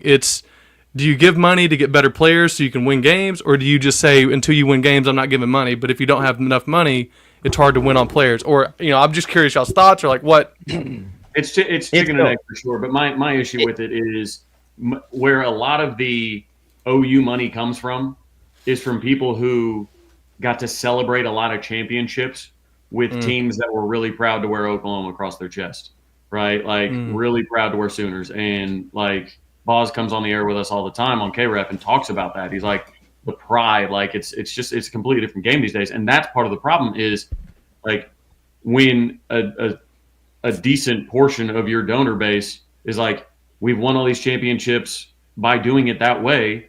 Let's do it. Let's stick to the process like that. Like, that should work. And then you have Ole Miss, who hasn't won a damn thing in their school's history for the most part. They'll spend money like crazy because they just want to know what it tastes like. They just want to taste a championship for once in their lives or their father's lives or anything like that. Not too dissimilar to how I feel about the Vikings. Vikings have never won a Super Bowl. I will sacrifice multiple OU seasons if it means just one Super Bowl before I die. Just one before I die. But that's the thing. It's like donors haven't won big. They've been made fun of their whole lives by all their buddies, at the country club. That you guys never win anything. Like, oh, have fun. Well, now they're like, I can change the narrative on my school. The narrative on OU is they're a blue blood. The trophy case is full. So that's I think where Texas is scary right now, and honestly where A&M is scary right now is they have massive donor bases that are fully aligned. And I don't feel, at least conversations I've had with some people that have legitimately pulled their money, I don't feel OU's donor base is fully aligned. I think when they're fully aligned, we can compete with anybody. But that's the problem is when Texas is fully aligned, when A&M is fully aligned, they have coffers that, and even Oregon, they have coffers that are hard to touch. So that's what was so great when they were in between, Charlie Strong and, Tom Herman and these kind of guys in the last years of Mac. That's the struggle is these new money teams will spend like crazy. They'll let Lane Kiffin put his hashtag in the end zones. Could you imagine? OC saying, hey, Jason Fairs, new Jason Fairs.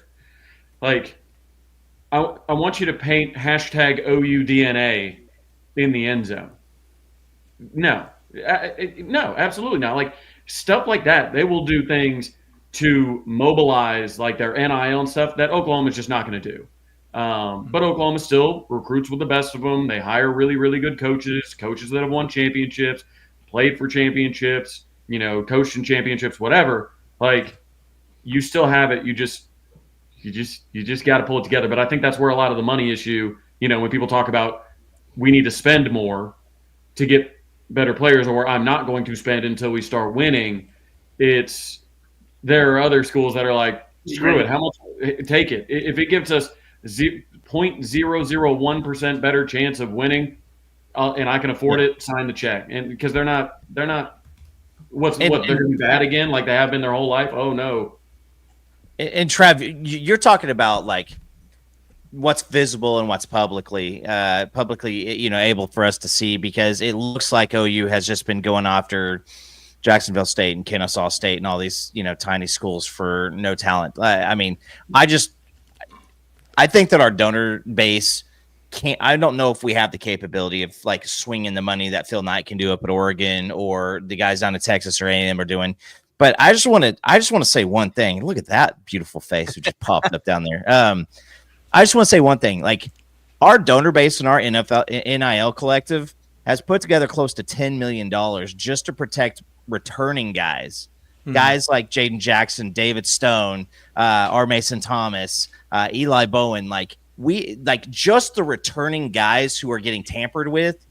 We still put together, and this is still crazy. It still blows my mind that we're having this conversation out loud and publicly, but we put together $10 million for guys. And it just is what it is. And you want to be able to see Zion Branch hit the portal and go, all right, let's pony up $6 million for him and his brother is not going to play. We want to see those things. And it's not as bad as it looks. If we suck ass next year, guys, I promise you I'll be on here with Jay and he'll be trying to, bumper bowling me on, how crazy to get. But Brent Venables doesn't deserve to be here anymore, because I think that's a good point is the standard situation is now the standard. Every time he says the standard, it does the opposite for me now. And that's the opposite for the donors also is this ain't it. This just isn't it. And it hasn't been it this year. It wasn't it last year. It wasn't it the year before. And, it's going to have to get better. But I promise you this is, I promise you that everybody in that coaching in Everest Center is basically knows what this year is. Yeah. Hey, I don't want to cut y'all off, but I did want to. We got our homie John Williams, Locked On Sooners, and Sooners Wire in here. I was able to get you in for a little bit. I don't know how much longer we'll be going. Maybe it may be 10 more minutes, but I'm just glad that we got to have you hop on, man. So just for the gist of it, I'll give you these two questions, and we'll let you respond. What did you feel like you were wrong about in 2024, John? And what's your hottest take of 2025 for the Oklahoma Sooners? Oh my gosh, how much was I wrong about in 2024? So much. I really thought Jackson Arnold would be able to raise the level of play enough to make up for some of the losses at wide receiver and along the offensive line. I really thought that he was that dude. Now, I think the inexperience probably played a bigger role into his inability to raise his game, to overcome some of the offensive line injuries and the wide receiver situation. But the whole offense was just a mess. And so I think it's hard to really extrapolate anything that we saw in 2024 offensively and have big grand takes about what Oklahoma's offense is, because you were just so decimated by injuries. I mean, half of your starting offense lived in the training room all season long. And so it's really hard to gauge where it should have been, because you didn't have the guys you expected to have. At the same time, you needed guys to step up, and Jackson Arnold was one of those dudes. I thought he would have been a little bit better in certain situations, certain circumstances. I did not think he was a turnover-prone guy after the Alamo Bowl performance. I just thought it was one of those games. And yet he turned out to be a turnover-prone dude, unfortunately. That's where I've been the wrongest, and that's where all of the social media bookmarkers have made sure to remind me I was the wrongest, but it is what it is. What was the second question? Sorry. What's your hottest take of 2025 for the Oklahoma Sooners? Oh man, dude, I don't even know if I fully processed what happened in 2024 yet to begin to look ahead to 2025. But I do think that Oklahoma is going to be closer to a 9-win team, 9-10 win team than they are a 6-win team next year. I do think that what John Mateer brings to you, just the experience level, and then just kind of the gamesmanship, right? Like the intangible stuff, right? The stuff that you can't necessarily measure on paper, on a Pro Football Focus grade, on a stat sheet. That's the stuff that's going to kind of help elevate Oklahoma's offense. And I know a lot of people are taking shots at OU, kind of living in the FCS land and the D2 land on offense at wide receiver. But I do think that those guys are going to be a lot better than many people expect them to be, just because of Ben Arbuckle's offense. I think that air raid system does a really good job at just getting guys open and scheming the offense to allow guys to run free and find space. And that's where it's going to thrive. And it does, to me, yes, it matters where you've come from. At the same time, it does matter where you've come from, because you've come from a place where you weren't expected to get to Oklahoma. You know, when you were at I'm blanking on where, Eastern Illinois, or you were at a Arkansas Pine Bluff, like nobody's expecting you to then land at Oklahoma, but you earned an opportunity to be at Oklahoma. A Keontez Lewis, a Giovanni Gibson, Josiah Martin, like these guys have earned opportunities to be here. And I think they're going to make the best of it. Like, you've got a bunch of really good players that nobody's expecting anything out of, and they're going to have a really nice competition this offseason. I think the wide receiver situation, the offense in general, is going to be a lot better than the doom and gloom out there is expecting it to be. Yeah, I want to touch on the old living in FCSville or whatever, because somebody texted me earlier today in a group chat I'm in and said, man, we took somebody from Kennesaw State, do Ohio State and Texas. Do they even know where Kennesaw State is? When Ohio, we lost out on a defensive end to Ohio State from Idaho State, FCS, Big Sky, Idaho State. So Ohio State's Idaho, yes, guys, and yes, Idaho, beautiful country. Yeah, right, Snake River. But like, also, Cam Scatabo, right, was the talk of the town. He took Texas on 1 on 22 or 1 on 11, and damn near won when Texas had them overmatched at every position. Cam played Travis, at Sacramento State. You didn't count the refs, Trav. Right. But Cam played at Sacramento State, and he should have been he got Heisman votes. Like, that's the thing, is the FCS guys, bring him in, to John's point, maybe they'll, take the opportunity, run with it. Maybe, just maybe, they were like, hey, let's invest as much money as we can in the quarterback position and then not pay a bunch of wide receivers that, who knows, we want guys that'll be out there. And if they get hurt and they don't stick around or whatever, then we're not losing out on all this money. But I think Giovanni Gibson's going to be a dude. I think the most important part in the wide receiver room was getting back Burks and Gibson, and Jaden Gibson, obviously not Giovanni. But like getting those two back were the biggest things you could have done for the wide receiver room in the offseason. And you did those two things. So to John's point, Arbuckle, that's why you brought him in. Now he's got to do it. Like you can't just say, oh, cool, I made Oklahoma, let's look for the next job. But you've still got to go there. But the whole knocking just FCS, because everybody's like, oh, you need P4 guys, right? No, you don't need. I mean, yeah, ideally you would take a bunch of P4 highly productive guys, but a lot of those guys aren't in the portal for a reason. There are people. Would you rather have Giovanni Gibson or Jacquez Petaway? Because I'm taking Giovanni Gibson. But somebody out there is saying, no disrespect to the kid, but somebody out there is going, hey, we got an OU SEC transfer. Like, okay, cool. Like, I see all these graphics that are like, oh, this guy's entered the portal. He was a top 50 recruit in 2022. Cool. What has he done? Like, I don't care. I don't care. But somebody's going to put a feather in their hat and say, we got a P4 recruit. We got a Bama recruit.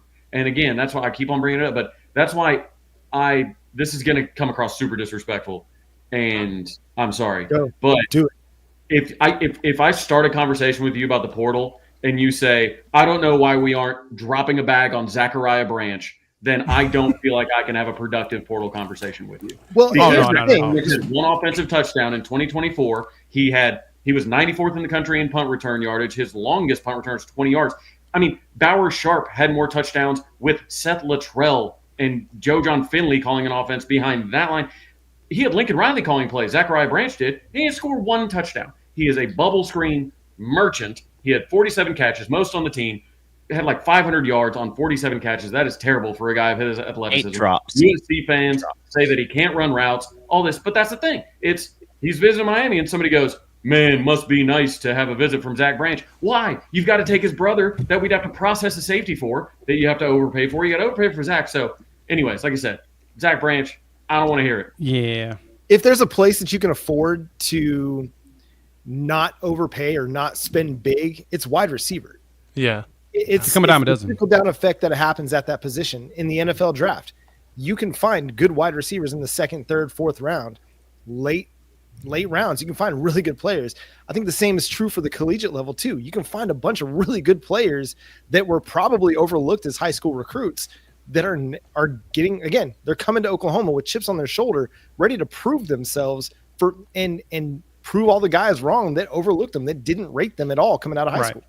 Yeah, and even go with that you gotta remember, if you didn't have much production in the P4 level, that doesn't guarantee you're gonna have production if you go to the next team. A lot of the dudes that have jumped from P4 to P4, like we've seen dudes jump from North Carolina to Bama to Texas A&M, like 3 or 4 different in that little circle, and still not produce. So you want to find dudes that actually provide some production. And someone actually on Twitter asked the question about why not Mike Matthews. He has to actually physically be in the portal before you can go after him. So he's not in the portal. He said he's going to enter the portal, but he never officially entered. So you got to make sure that the players you're going after, I know everyone would like for us to go just tamper in front of the world, but how dumb is that to do that in front of everybody's face so that you all know it? Like, at least have some discretion, in which most teams do. They have enough discretion to where, they definitely tampered for him, but okay, can you show me some proof? Well, I mean, I just think that's the only way you can do it. So, no, the staff's not going to do any open tampering in front of everybody so they can get themselves in trouble or caught. They're going to tamper on the backgrounds quietly, and the people that you're talking about that you would like them to tamper for, they're probably already trying to tamper as it is. So just let them do what they do. But the biggest thing is you want guys that can produce numbers. It's more likely a guy that's going to come up from one level to the next level that has production than it is a P4 bench warmer to actually produce. For example, the tight end that we just picked up, Huggins or whatnot from, what was that, Pittsburgh State? Now, Pittsburgh State, if you don't know, they sell out every game in football. like in D2. They are like always. I went to UCO and I've been to some games there. The place is always rocking. But he played 4 years at Kansas. 4 years. Decided to go somewhere else, got to get some game. Now he's coming up, potentially a depth piece. So you're going to get P4 guys, but not all of them, if they didn't produce before, will get you what you think you're going to get. Right. Hey, guys, I wanna do this super chat. Thanks. I don't even know how to say Mr. that. Dilligaff. Dilligaff. Appreciate you for the $10 super It's chat. an Guys, acronym. Do I figured look this like was, I give a? Yep. Oh, that's hilarious. let them naysayers know. So $10, we appreciate it, and I figured this is as good a time as any. Really, we can kind of all talk about this topic, and then we can shut it down because it's been a long episode, but it's been a great one. I think this has worked out pretty well, in my opinion. We got over 5,600 people in here right now, so appreciate the viewership and everybody that is on and watching. Also, sounds like, as PG said, there's a little bit of a scuffle going down to LNC, so hopefully the girls can pull out the basketball game. But anyways, let's answer this question, fellas, just as a group. Everybody can take their shot at it, and then we'll head out at the end of it. So he said, does the SEC go into 85 scholarship players hurt themselves by not having the depth that we are used to seeing? Also, why is that decision being made? Go ahead and jump in on it. Excuse me if you have So for the uninitiated, the rule, when they set the rule from the House versus NCAA, the number's 105, and the conferences were given discretion on how they want to handle that until the final settlement comes through.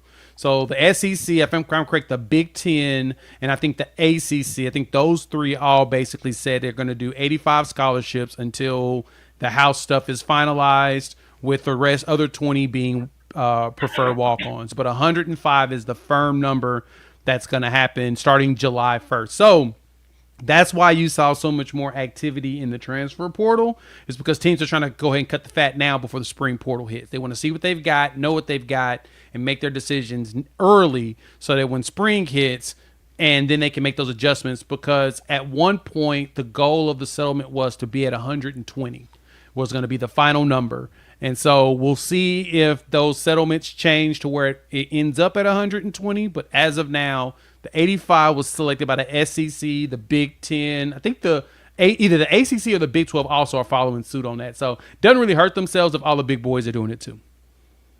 Yeah, and the hearing for the House settlement, it's April 7th, so they'll have there you go. Yeah, on the terms on it. Yeah, so it'll be interesting. It's not like they just want to make sure the 85 is just limited to there, because you never want to make a decision on a settlement before the settlement's final, and so you don't want to be because if you go up to 105 scholarships, like you technically could, I guess, and not limit it, and then you come back and they say, hey, we're not actually allowing you to have 105 scholarships, you'd be in a pretty deep hole that I don't know how you would really kind of get out of that. So I think Jay said it perfectly. I don't know how much, if everyone else is doing it kind of thing, how much it hurts you in terms of depth. They already have 85 scholarships right now. It's what the normal number was. So I think that, they're going to be on par with all the other schools too. It's just, how did you utilize those, and how really, I think it's retaining the best talent that you have already scholarshiped, and like we've been able to do on the defensive side of the ball, and then getting guys that you don't have to overpay for. And like John said, you can find talented guys at receiver for sure. And then I think, the talent, I think at the tight end position, I think they trust that, you're going to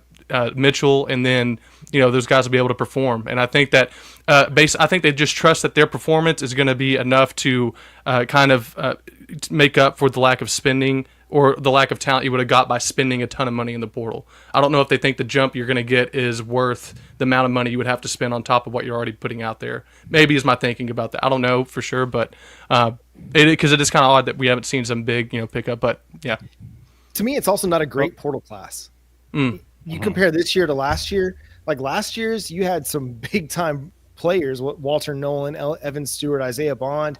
You just don't have many of those guys this year. You got the number one guy, but it's just not as deep. Yeah.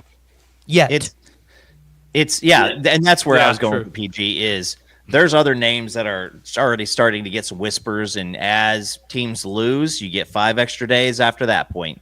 And so then you're also going to have the spring portal too.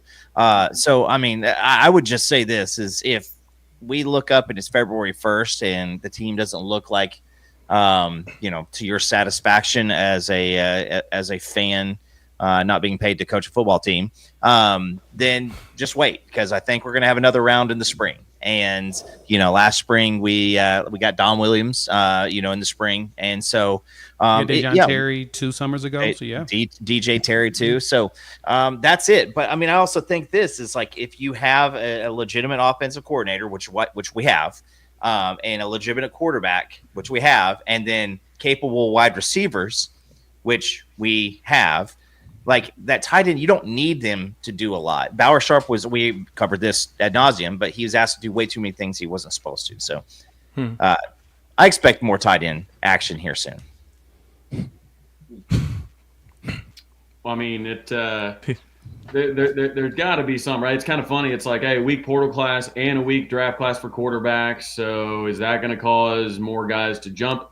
Like Quinn Ewers, obviously Jalen Milroe jumped. Like, I don't know. I think there's going to be some big names at the portal just because of the amount of money. They know with the cap next year that this is the time for making hay.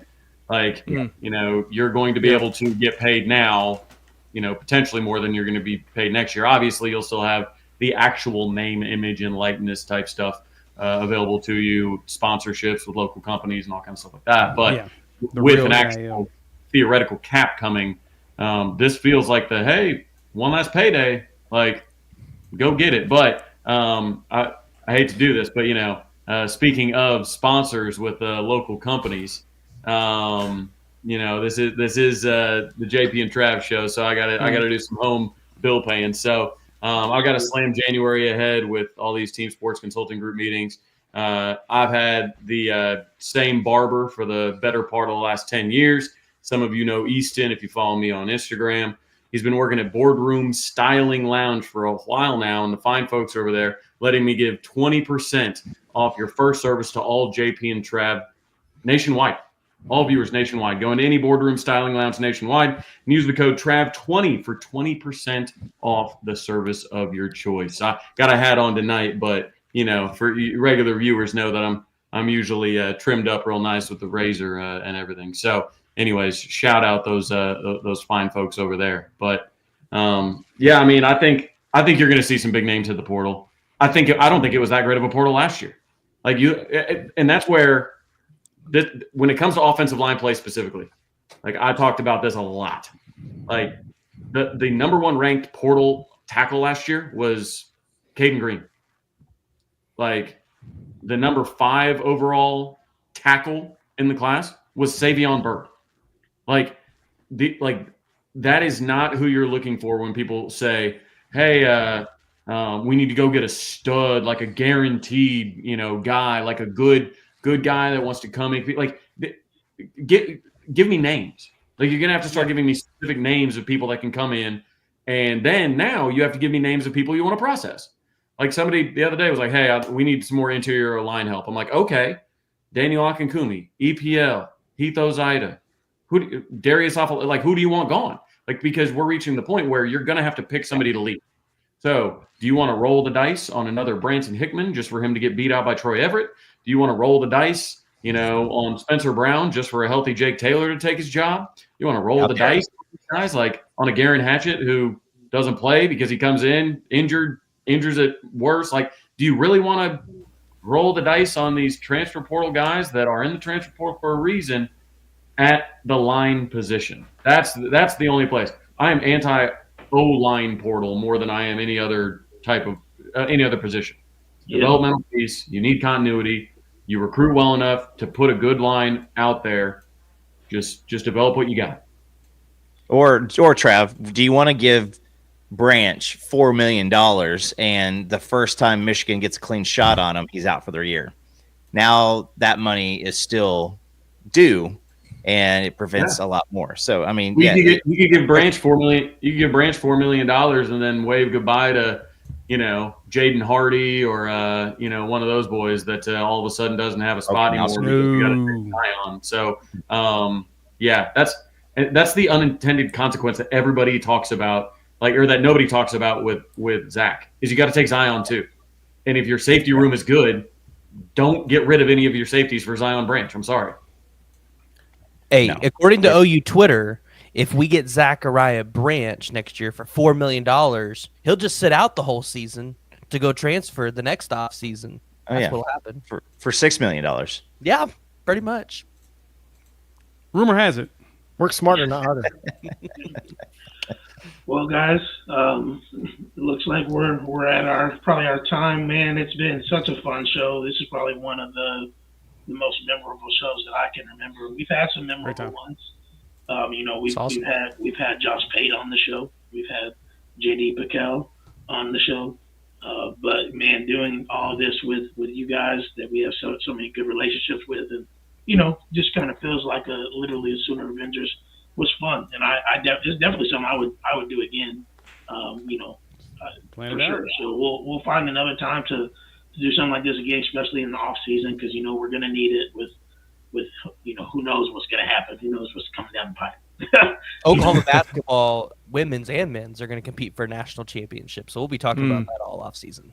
I hope you are right. And the actual the team that's most recently played for a national championship. I keep on looking around. I got to find some of y'all out there at LDM this summer, because in 2022 played for a national championship. 2023 made the postseason. 2024 won the Big 12, played in the postseason, hosted a regional.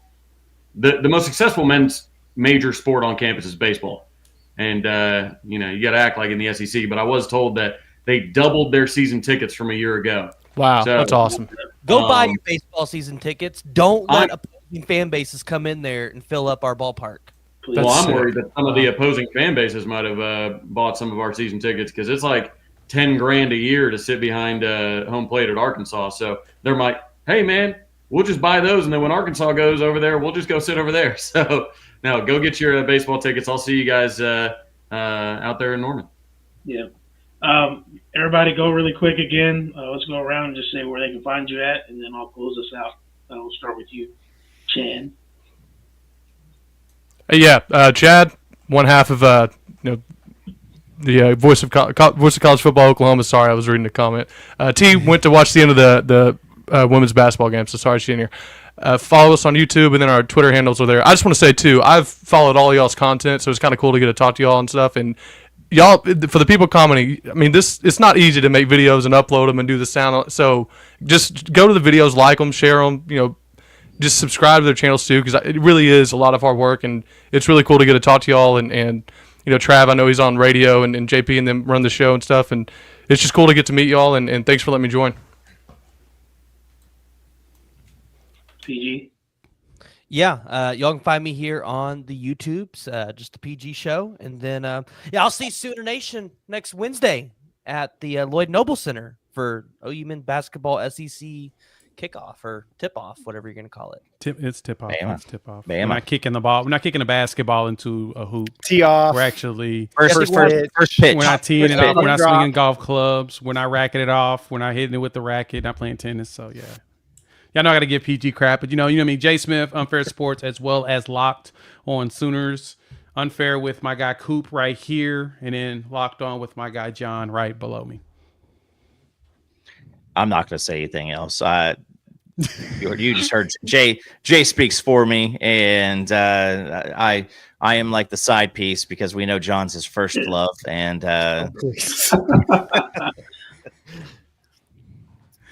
nobody's Why you make it side weird, man? piece. He's got to make it weird. We're all side pieces together. No, yeah. You can also read my stuff over at Sooners Wire. So a lot of fun stuff. Transfer portal. Football never stops, and that's what I love about this game. Whether I was covering Dallas Cowboys or now college, it never stops. There's always something to talk about with football. It's great. Always. Yeah. Well, I'm glad we got to have all y'all in here. Trav, you have one more thing to say before we head out? No, I was just gonna, thank everybody for taking time out of a large portion of their 2025 so far. I mean, this is 2 hours out of the not even 48 that we've got to enjoy yet, I guess. But no, appreciate everybody for coming on. I know you all got busy schedules, and it's stressful to see 9-10 people on the same screen. So sometimes it's easier to just be like, maybe I'll just tune in or whatever. But so glad you guys were able to come. Kirby, thanks for keeping the chat entertaining per always. Skull Vikes, opportunity to get the 1 seed this weekend. Thunder extend. I think they're up to 13 wins in a row. 13 in a row. Extending their lead in the West. So, like I said, if we've got to sacrifice a 6 and 7 season for Thunder to get their first championship and Minnesota to get their first championship, Minnesota. No, not Minnesota. You gotta go the Chiefs. My Buccaneers need to go ahead and get me my 3rd championship that I got to witness in my lifetime. No. You talk about that on your channel. I'm gonna mute you somehow. Anyways, appreciate you guys. Tune in KREF 3 to 6 on Wednesdays. If you're a player, coach, admin that's going to be at the Shrine Bowl, come holler. So, appreciate it. We'll see y'all next week at this time. We'll be back Wednesday next week, but appreciate you guys for tuning in to, hey, we try to be trendsetters over here. I don't know that anybody else has had a, an 8 to 9 person show, on their platform. So let's do it again. It's trademarked. If anybody says they did it first, they really did. So love y'all. Appreciate y'all. Appreciate everybody in the chat. We'll talk soon. Go watch this 4th quarter. Hopefully the women can pull it off. Boomer. Sooner. Sooner.